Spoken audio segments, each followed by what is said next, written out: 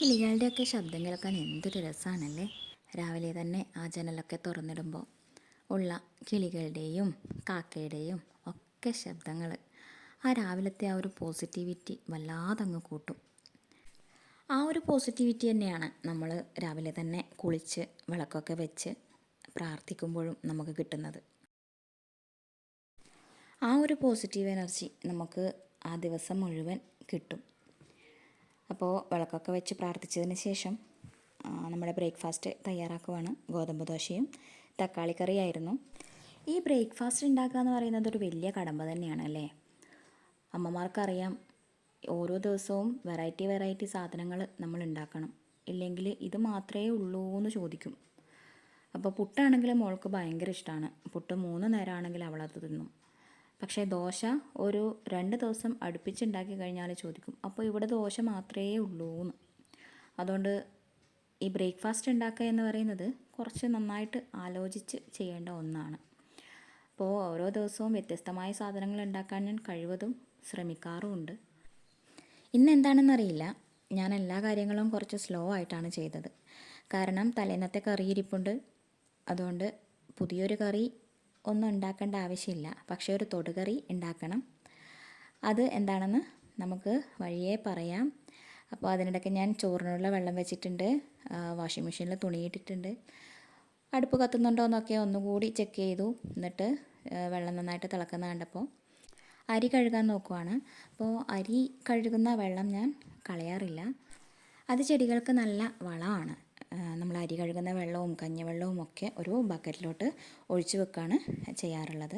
അപ്പോൾ അരിയൊക്കെ ഇട്ട് നന്നായിട്ട് ഇളക്കി കൊടുത്തു. അതിനുശേഷം സിങ്കിലുണ്ടായിരുന്ന കുറച്ച് പാത്രങ്ങൾ കഴുകി വെക്കുവാണ്. നമ്മൾ പാത്രങ്ങൾ അപ്പോൾ തന്നെ കഴുകി വെക്കുന്നതാണ് ഏറ്റവും നല്ലത്. നമ്മൾക്ക് പിന്നീട് അതൊരു വലിയ ജോലിഭാരമായിട്ട് തോന്നില്ല. അപ്പോൾ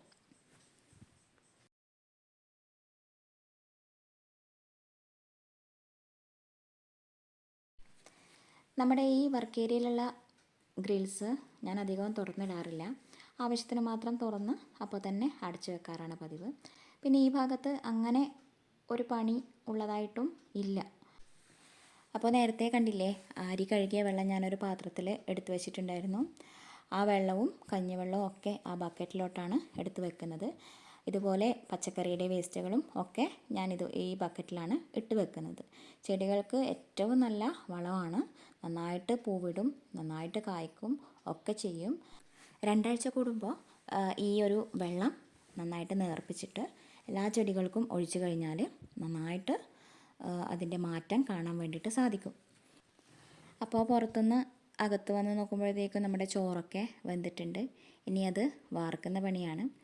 ആ ഒഴിഞ്ഞ അടുപ്പിലോട്ട് നമ്മൾ കുടിക്കേണ്ട വെള്ളം വെച്ചിട്ടുണ്ട്.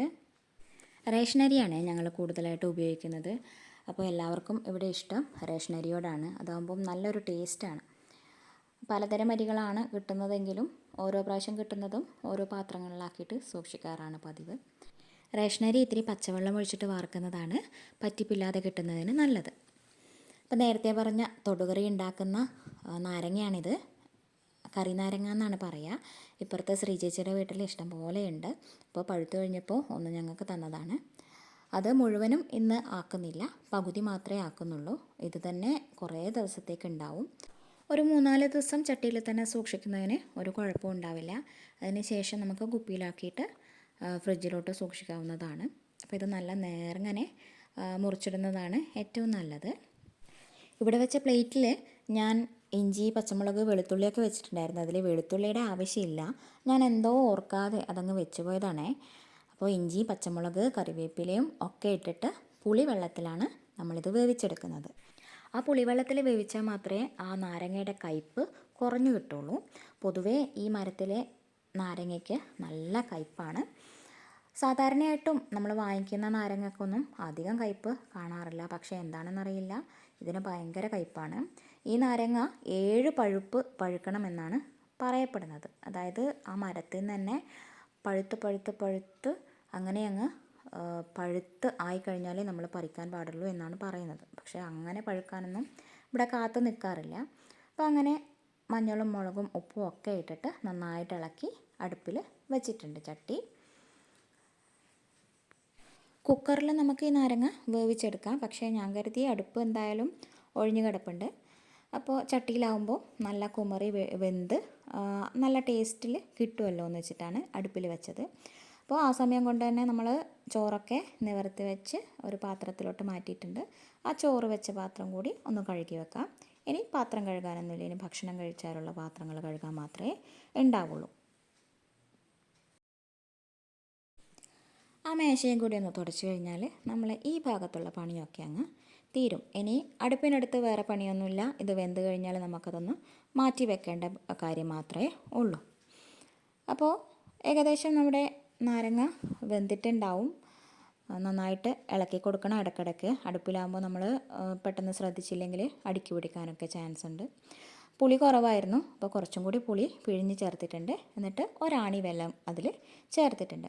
അത് നമ്മളുടെ ഇഷ്ടത്തിനനുസരിച്ച് മധുരം നന്നായിട്ട് വേണമെന്നുണ്ടെങ്കിൽ അങ്ങനെ ചേർക്കാം, ഇല്ലെങ്കിൽ അതിൻ്റെ കയ്പനുസരിച്ചിട്ട് ചേർത്ത് കൊടുക്കാം. ഞാനിപ്പോൾ ഇവിടെ ഒരാണി വെല്ലമാണ് ഉപയോഗിച്ചിരിക്കുന്നത്. നന്നായിട്ട് വെന്തുടഞ്ഞ് കിട്ടുമ്പോഴാണ് ഈ നാരങ്ങാക്കറിയുടെ ടേസ്റ്റ് വരുന്നത്. ഇനി അതിലോട്ട് കുറച്ച് കടുകും ഉലുവയും കൂടിയിട്ട് വറുത്തിടുകയാണ് ചെയ്യുന്നത്. വറ്റൽമുളക് ഉണ്ടെങ്കിൽ അതും കൂടി ഇട്ട് കൊടുക്കാം. അങ്ങനെ നമ്മുടെ നാരങ്ങാക്കറി റെഡി ആയിട്ടുണ്ട്. അപ്പോഴത്തേക്കും വാഷിംഗ് മെഷീനിലുള്ള തുണിയൊക്കെ അലക്കി തിരുമ്പി ആയിട്ടുണ്ട്. ഇനി അതൊന്ന് ആറിയിടണം. പുറത്ത് നല്ല വെയിലായതുകൊണ്ട് തന്നെ വേഗം ആറിയിട്ടിട്ട് ഓടി വരാറാണ് പതിവ്. തലയിലൊക്കെ തുണിയിട്ടാൽ മാത്രമേ അവിടെ നിൽക്കാൻ പറ്റുള്ളൂ. ഇന്ന് പിന്നെ തലയിൽ തുണിയിടാനൊന്നും നിന്നില്ല, പെട്ടെന്നിങ്ങ് ഓടി ഓടി ആറിയിടുകയാണ് ചെയ്യുന്നത്. അപ്പോൾ തുണിയൊക്കെ ആറിയിട്ടതിന് ശേഷം നമ്മൾ മാങ്ങ പെറുക്കാൻ വന്നിട്ടുണ്ട്. ഈ നാട്ടുമാങ്ങ എന്ന് പറയുന്നത് ഭയങ്കര ടേസ്റ്റാണ്. എൻ്റെ നാട്ടിൽ, എൻ്റെ വീട്ടിൻ്റെ അടുത്ത് ഒരു വലിയ മരം ഉണ്ടായിരുന്നു. അപ്പോൾ കാറ്റ് വരുമ്പോഴൊക്കെ നമ്മൾ അതിൻ്റെ മരത്തിൻ്റെ കീഴിൽ പോയിട്ട് മാങ്ങ പെറുക്കുകയാണ് ചെയ്യുക. അപ്പോൾ ഞാൻ കരുതി ഈ ഭാഗത്തൊന്നും ഈ മാവ് ഉണ്ടാവില്ല എന്നാണ്. പക്ഷേ നമ്മൾ വരുന്ന വഴിക്ക് തന്നെ ഈ മാവുണ്ട്. അപ്പോൾ ഇഷ്ടം പോലെ മാങ്ങ വീണിട്ടുമുണ്ട്. ഒരു സഞ്ചിയോളം നമുക്ക് മാങ്ങ കിട്ടിയിട്ടുമുണ്ട്. അങ്ങനെ വീട്ടിൽ പോയി ഭക്ഷണമൊക്കെ കഴിച്ചു, കുറച്ച് വിശ്രമിച്ചു. ഇനി പിന്നെ വൈകുന്നേരത്തെ പണിയിലോട്ടാണ് വരുന്നത്. ഞാൻ നേരത്തെ കാണിച്ചു തന്നില്ലേ നമ്മുടെ കഞ്ഞിവെള്ളവും അരി കഴുകിയ വെള്ളവും പച്ചക്കറിയുടെ വേസ്റ്റും ഒക്കെ ഒരു ബക്കറ്റിലാണ് ഇടുന്നത് എന്ന്. അപ്പോൾ അതുപോലെ ഇട്ട് വെച്ച ഒരു ബക്കറ്റിലെ വളമാണ് ഞാൻ ആ ഡ്രമ്മിലോട്ട് ഒഴിച്ചത്. ഇതൊരു 5-6 മാസമായി ഞാൻ സൂക്ഷിച്ചു വെക്കുന്നതാണ്.